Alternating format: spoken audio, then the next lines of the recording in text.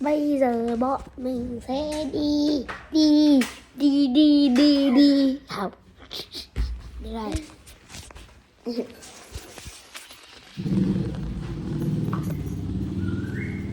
cho con để ông xã một ngày nhá. Mẹ không đi làm à? Hôm nay mẹ nghỉ.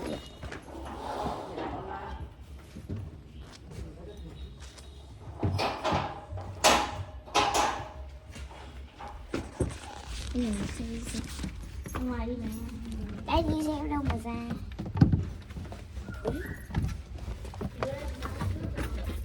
Chịu.